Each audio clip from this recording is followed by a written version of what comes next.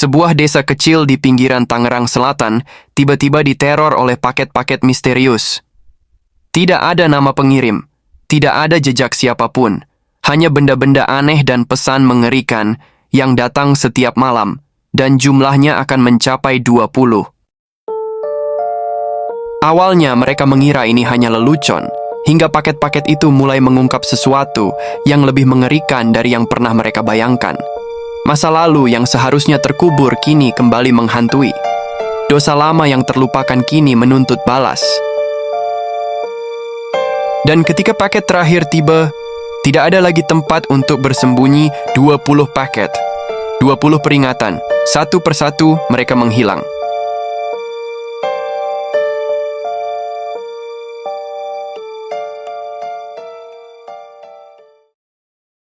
Paket pertama datang pada malam yang sunyi. Sebuah kotak kardus tua, tanpa nama pengirim, diletakkan dengan rapi di depan rumah Pak Surya, kepala desa yang sudah bertahun-tahun mengabdi.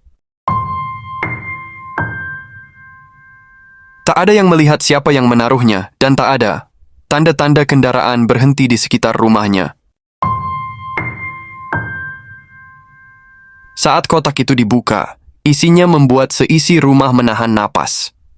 Sebuah boneka kayu tua dengan ukiran wajah yang nyaris menyerupai Pak Surya sendiri. Tetapi dengan mata kosong yang menghitam.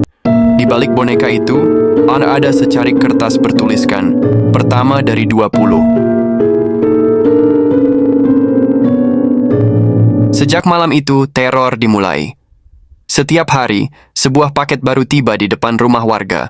Masing-masing berisi benda-benda aneh dan mengerikan, sepotong kain kafan bernoda, jam tua yang berdetak mundur, atau bahkan potongan kuku manusia yang sudah menghitam. Desa kecil di pinggiran Tangerang Selatan itu mendadak dicekam ketakutan. Tak ada nama pengirim, tak ada jejak yang bisa ditelusuri. Hanya satu hal yang pasti, jumlahnya akan mencapai 20. Dan setiap paket membawa petunjuk tentang sesuatu yang lebih besar, lebih gelap, dan lebih berbahaya daripada yang bisa mereka bayangkan. Pak Surya langsung mengumpulkan warga di balai desa. Wajah-wajah mereka dipenuhi ketakutan dan kebingungan. "Siapapun yang melakukan ini berhentilah, ini bukan lelucon," seru Pak Surya. Namun tak ada yang mengaku. Warga mulai mencurigai satu sama lain. Apakah ada seseorang di antara mereka yang mengirim paket-paket itu? Ataukah ini ulah orang luar yang ingin meneror desa? Malam itu, paket kedua tiba di rumah Bu Mirna, seorang janda tua yang tinggal sendiri. Isinya sebuah arloji tua dengan jarum yang bergerak mundur, seakan menghitung waktu ke belakang. Di bawahnya, ada catatan lain. Kedua dari 20. Waktumu sudah dekat. Bu Mirna berteriak histeris, membuat para tetangga keluar rumah. Tetapi ketika mereka berusaha melacak jejak siapa yang meletakkan paket itu, jalanan sudah kosong, tak ada tanda-tanda kehidupan. Hari demi hari paket terus berdatangan.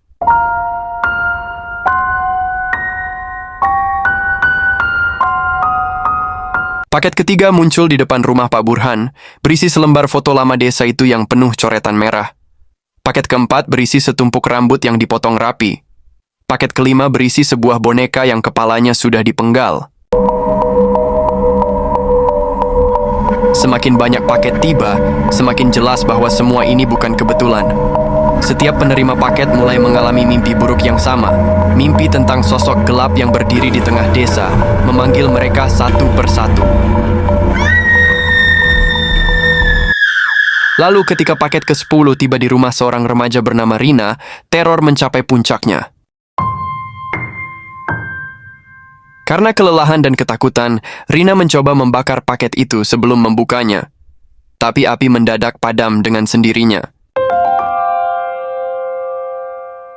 Di dalamnya ada foto dirinya sendiri, sedang tidur, diambil dari jarak dekat.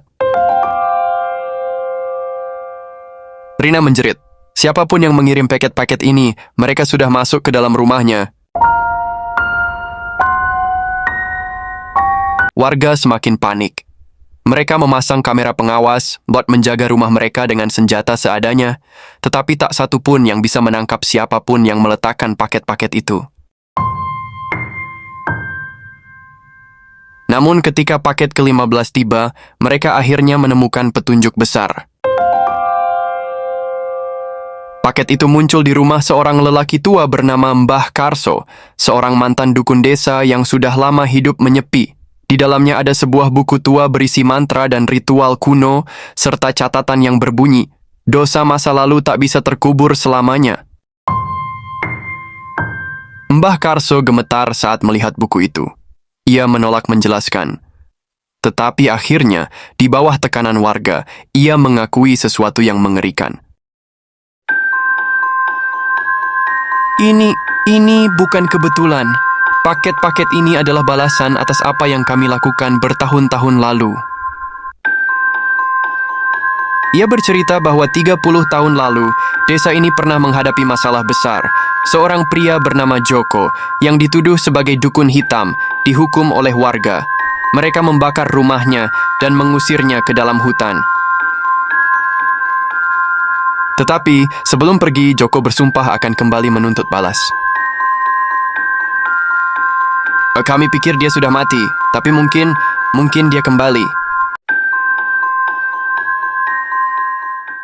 Ketika paket ke-19 tiba, desa benar-benar dalam keadaan genting. Semua orang bersembunyi di dalam rumah, tak berani keluar setelah matahari terbenam. Namun paket terakhir paket ke-20 tidak datang seperti biasanya. Sebagai gantinya, seluruh desa terbangun di tengah malam oleh suara ketukan di setiap pintu rumah mereka.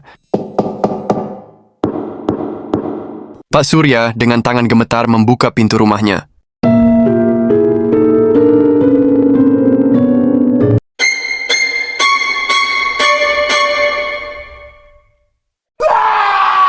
Di sana, di depan setiap rumah, berdiri sosok tinggi berjubah hitam, masing-masing membawa sebuah paket terakhir. Tanpa suara, mereka meletakkan paket itu di depan pintu dan menghilang ke dalam kegelapan. Saat paket terakhir dibuka, semua orang membeku.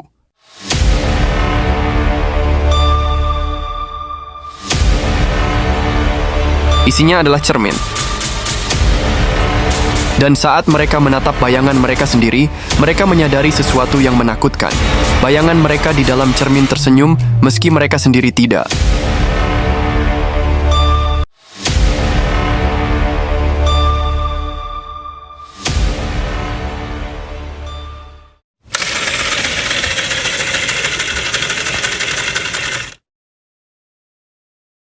Pagi harinya, desa itu kosong. Tak ada seorang pun yang terlihat. Rumah-rumah masih berdiri. Barang-barang masih ada. Tetapi tak ada satu pun manusia. Seorang turis yang kebetulan melewati desa itu melaporkan ke polisi bahwa ia menemukan desa yang tampak normal, tetapi terasa terlalu sunyi.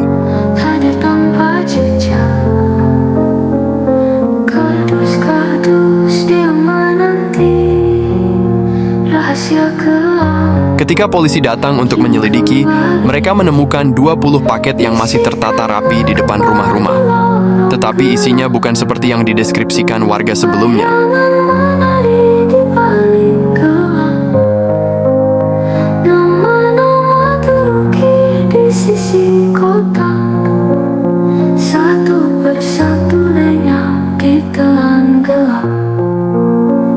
Di dalam setiap paket hanya ada foto masing-masing penghuni desa dengan tulisan di bawahnya. Sudah kembali kepada yang seharusnya. Dan sejak hari itu desa itu hilang dari peta, tak pernah ditemukan lagi.